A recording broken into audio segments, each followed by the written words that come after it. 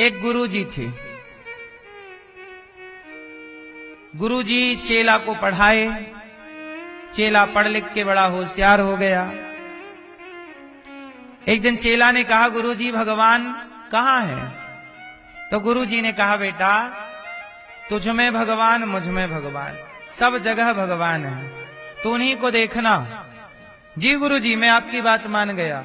अब एक दिन चेला नहा के लौट रहा था नदी से, तो रास्ते से एक हाथी आ गया, और हाथी ना बिगड़ गया। बिगड़ गया मीन्स महावत के हाथ से निकल गया, और वो मनमाना पागल उन्मत्त हो गया। पागल हो गया ना हाथी, पागल हो गया तो रौंदता हुआ बढ़ रहा हाथी। अब हाथी के ऊपर बैठा था महावत। घोड़ा चलाने वाले को घुड़सवार कहते, घोड़े के ऊपर, ऐसे हाथी चलाने वाले को महावत कहते हैं। तो महावत भाई हाथी के ऊपर बैठे हैं, और हाथी हाथ से निकल गया, पागल सरीका हो गया। अब महावत चिल्ला रहा, भैया भागो, रास्ता खाली करो, यह हाथी पागल हो गया, खाली करो, खाली, हट जाओ, हटो हटो। सब भाग गए, सब भाग गए। पर ये चेला गुरुजी का आ रहा था बढ़िया नहा के मस्त। चिल्ला रहे हैं महावत, ए भैया भाग, सड़क से भाग जा, वो हाथी पागल हो गया। अब ये गुरुजी का ज्ञान जाग गया, ज्ञान का बल्ब जल गया। गुरुजी ने कहा था सब में भगवान रहते हैं, तो हाथी में भी भगवान है, और हाथी में भगवान है तो भगवान थोड़ी भगवान को, मैं भी भगवान, हाथी भी भगवान, तो भगवान थोड़ी भगवान को मारेगा। खड़ा रहा, महावत चिल्लाया, भाग भाग जा, किनारे हो जाओ, हाथी पागल हो गया। अरे गुरुजी ने, हमारे गुरुजी का ज्ञान झूठा थोड़ी हो सकता है, तुझ में भगवान, मुझ में भगवान, सब में भगवान। खड़ा रहा, और जब खड़ा रहा तो हाथी तो पागल आया, वो पकड़ लिया सूंड से, वो घुमा घुमा के दय मारा जमीन पे। ओ अंग वंग ढीला पड़ गया, लंगड़ाता हुआ गुरुजी के पास गया, गुरुजी आपका ज्ञान झूठा। गुरुजी बोले काहे झूठा? बोले आपने बोला था सब में भगवान रहते हैं। तो आज एक हाथी आया, तो मैंने कहा कि मेरे में भगवान, हाथी में भगवान, लेकिन भगवान ने तो मुझे उठा के पटक दिया। तब गुरुजी ने कहा, ये बताओ वो हाथी जब तुम्हारी ओर बढ़ा तो किसी ने तुम्हें वहां से हटने का बोला था? हाँ गुरुजी, वो महावत चिल्ला रहा था, हट जाओ हट जाओ। तो गुरुजी बोले कि जब तुझ में भगवान और हाथी में भगवान, तो चिल्लाने वाले महावत में भी तो भगवान थे, वो भगवान ही तो कह रहे थे हट जा हट जा। तूने एक भगवान की बात तो सुनी, पर जो दूसरा भगवान का रूप चिल्ला रहा था उसकी बात नहीं सुनी, तो अब भोग। सब में भगवान है, इसका मतलब ये नहीं कि आप कुत्ते को घर में लाओ और पूजा करने लग जाओ। सब में भगवान है, इसका मतलब ये नहीं कि सुअर को लाओ और आरती उतारने लग जाओ। सब में भगवान है, ये बात सत्य है, लेकिन सबका व्यवहार अलग अलग है। आपके अंदर सब में ईश्वर की दृष्टि तो हो, पर सम्मान व्यवहार से प्राप्त होगा। कुत्ते का व्यवहार सम्मान के योग्य नहीं है। हाँ, कुत्ते को रोटी दीजिए, बीमार है तो दवाई कराइए, जीव मात्र में भगवान है, इस भाव से सबके प्रति आदर रखिए, सबका पेट भरिए, लेकिन व्यवहार बदल जाएगा। हम इस संसार में हैं, वैसे तो हमारा कोई पिता नहीं, कोई मां नहीं, हमारे माँ बाप तो भगवान हैं। आपके माँ बाप कौन हैं? आप सबके माँ बाप कौन हैं? वास्तविक माँ बाप, जोर से। आपके वास्तविक माँ बाप तो भगवान हैं, पर संसार में आए हो तो इन माँ बाप से भी संबंध रखना पड़ता है, जिन माँ बाप के द्वारा हमें धरती पे आने का अवसर मिला, और इनसे भी व्यवहार करना पड़ता है। बोलो हाँ। इसलिए व्यवहार का संसार अलग है, और भक्ति और प्रेम का संसार, दो संसार हैं। बहुत ध्यान से सुनिएगा, मैया चुप रहिएगा। कितने प्रकार के संसार हैं? दो। एक व्यवहार जगत है, जहां व्यवहार में आपकी पत्नी है, आपका पति है, आपकी माँ है, आपका बेटा है, आपका परिवार है, आपका व्यापार है। ये व्यवहार है, व्यवहार में सब कुछ है आपके पास। माँ के साथ व्यवहार करना पड़ेगा, पिता के साथ करना पड़ेगा, पत्नी के साथ, पति के साथ, पुत्र के साथ करना पड़ेगा व्यवहार। ये संसार व्यवहार जगत है, लेकिन एक संसार है आध्यात्म जगत का, जहां आपका कोई नहीं। मेरे तो गिरधर गोपाल दूसरो ना। एक तरफ मीरा की बात है कि मेरा कोई नहीं है। एक संसार ये है जहां एक ईश्वर के सिवा आपका, जहां आप हैं और भगवान है, तीसरा कोई नहीं। एक संसार वो है जहां केवल आप हैं और केवल भगवान है। लेकिन दूसरा संसार ये है जहां आप हैं, आपकी पत्नी है, बच्चे हैं, माता है, पिता है, संसार का व्यवहार है, जिम्मेदारियां। तो दो हो गए कि नहीं? तो जिंदगी को दो भागों में बांट दो। दो भागों में कैसे बांट दें? तो सुनो, दो भागों में बांटने के लिए सबसे बढ़िया उपाय ये है कि अब मैं कहने लग जाऊं कि मेरा भगवान के सिवा कोई नहीं है, भगवान के सिवा कोई नहीं है मेरा, और मैं भगवान के चिंतन में लग जाऊं, तो फिर मुझे जो संसार का व्यवहार करना पड़ेगा वो व्यवहार कैसे होगा? जैसे ये दास अनिरुद्ध है, मुझे 300 वृद्ध माओं के पांव दबाने रहते हैं, सेवा करनी रहती है। माओं को दवाई मिली कि नहीं, कमरे में झाड़ू लगी कि नहीं, माँ के पास गद्दा तकिया प्रॉपर है कि नहीं, समय से दवाई मिल रही है कि नहीं। आज हमारी एक माँ कुछ दिन पहले बोली कि मेरी बत्तीसी खराब हो गई है, बत्तीसी। तो आज मैंने उनको बत्तीसी बुलवाई और बत्तीसी उनके दी कि मैया ये बत्तीसी लो। तो मैं आपको कथा सुना रहा हूं, पर मुझे ये भी याद रखना है कि किस माँ की बत्तीसी बनने गई है, अभी तक आई कि नहीं। किस माँ के कान में सुनाई कम पड़ रहा है तो कान की मशीन आई कि नहीं। किस माँ को दवाई मिली कि नहीं। तो मेरा एक व्यवहार का संसार भी है।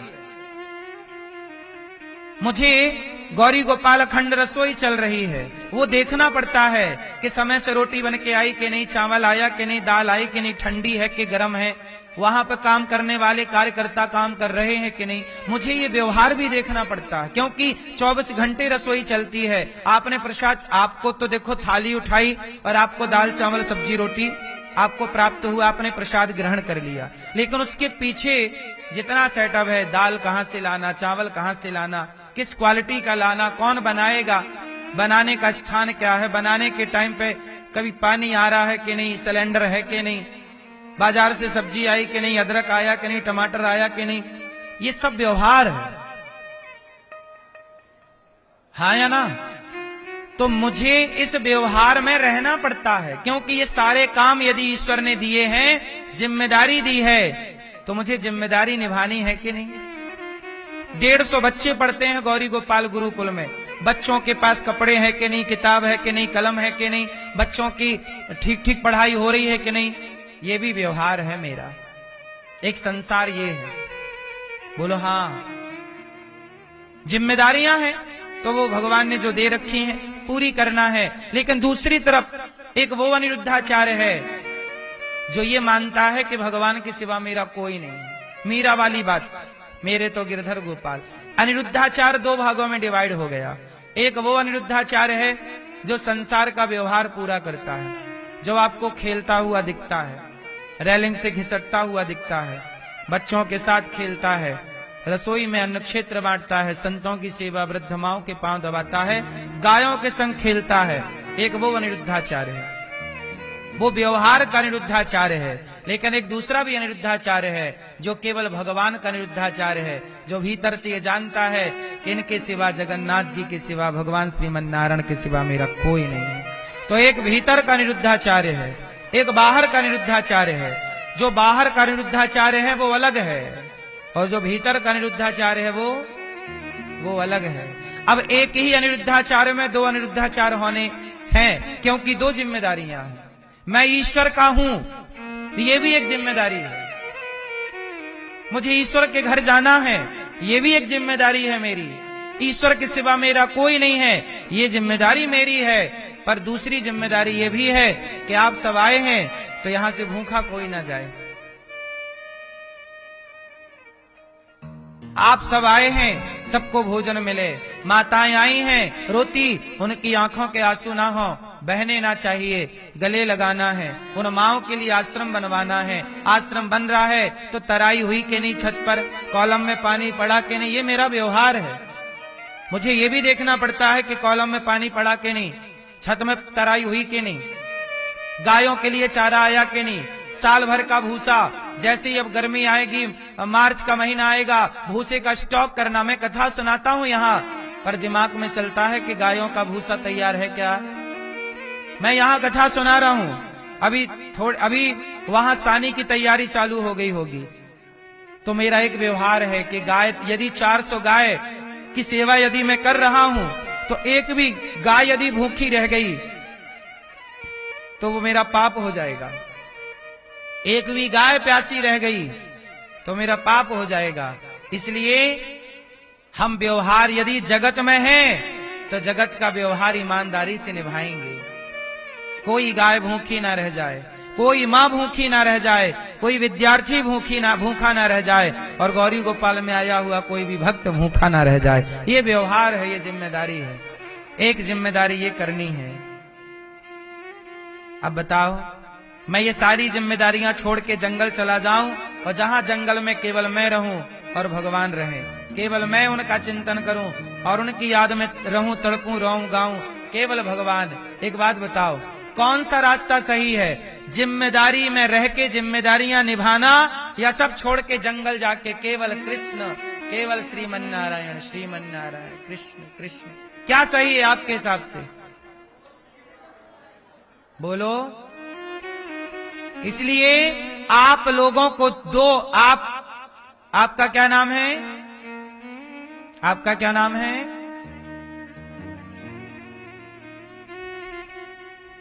जैसे हमारे यजमान जी हैं कन्हैया लाल राठौर जी, तो कन्हैया लाल राठौर जी को 2 भागों में डिवाइड होना पड़ेगा। एक कन्हैया लाल अपने पुत्र के लिए कन्हैया लाल हैं पिता के रूप में, एक पत्नी के लिए कन्हैया लाल हैं पति के रूप में, एक माँ के लिए कन्हैया लाल हैं पुत्र के रूप में, पिता के कन्हैया लाल हैं पुत्र के रूप में, पत्नी के पति के रूप में, पुत्र के पिता के रूप में, व्यवहार जगत के लिए।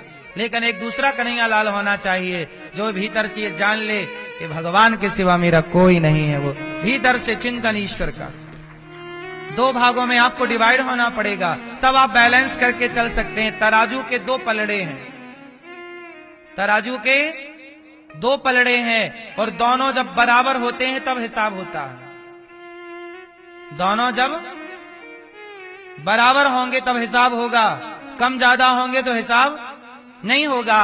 ऐसे जगत का और जगन्नाथ का दोनों पलड़ा बराबर होना चाहिए। जगत का व्यवहार भी ईमानदारी से हो और जगन्नाथ का चिंतन भी। और इसका सही तरीका है कि जगत का काम करते हुए जगन्नाथ का चिंतन करते रहिए, जगत का कार्य करते हुए दृष्टि जगन्नाथ पे रहिए, तो दोनों बैलेंस हो जाएगा।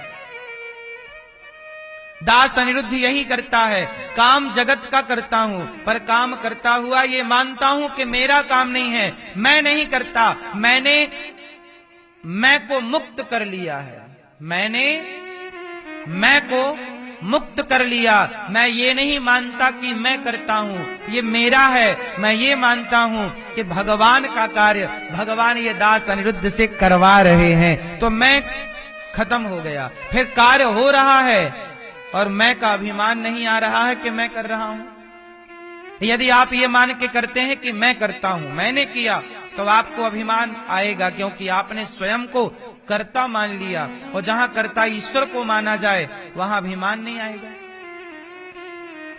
तो आप अपने आप को 2 भागों में डिवाइड कर दीजिए, या दोनों को एक करना है तो काम करते हुए ये मानिए कि कार्य मेरा नहीं है, ये भगवान का। फिर तो व्यापार परिवार दोनों सौंप दीजिए भगवान को, तो दोनों एक हो जाएगा। समझ में आया कुछ कि नहीं आया? कितनी बड़ी बात समझाई आपको, समझ में आया कुछ? क्या समझ में आया? कितने भागों में आपको डिवाइड होना पड़ेगा? एक आप व्यवहार के अलग हैं और भगवान के अलग, और दोनों को एक करना है तो ये मान लीजिए कि मेरा कुछ नहीं है। अपने को कहां लाके खड़ा कर दीजिए? शून्य में। शून्य, बोलो शून्य। शून्य कौन? हम सब क्या हैं? जीरो हैं, शून्य है। और शून्य हमेशा अंक के पीछे पीछे चलता रहता है। शून्य हमेशा किसके पीछे है? अंक के। अंक है एक और शून्य लगा पीछे, तो एक के पीछे शून्य लगा तो 10 हो गया। अंक है भगवान। अंक कौन है? भगवान है एक, एको ब्रह्म। ईश्वर है अंक और हम हैं शून्य। और जब शून्य अंक से जुड़ता है तो 10 हो जाता है। जब आप भगवान से जुड़ जाओगे तो आपका व्यापार परिवार भी 10 गुना बढ़ जाएगा। और यदि अंक को छोड़ दोगे तो शून्य का अस्तित्व कुछ नहीं होता। शून्य हमेशा शून्य रहेगा। अंक से जुड़ने पर ही शून्य की सत्ता है। अंक के बिना शून्य की कोई सत्ता नहीं। हाँ या ना? क्यों भैया? क्या शून्य का अपना कोई अस्तित्व है? उत्तर दो। शून्य का अपना कोई अस्तित्व नहीं है। शून्य का अस्तित्व अंक से है। यदि मैं बात गणित की करूं तो ऐसे ही मेरा कोई अस्तित्व नहीं, ईश्वर से मेरा अस्तित्व है।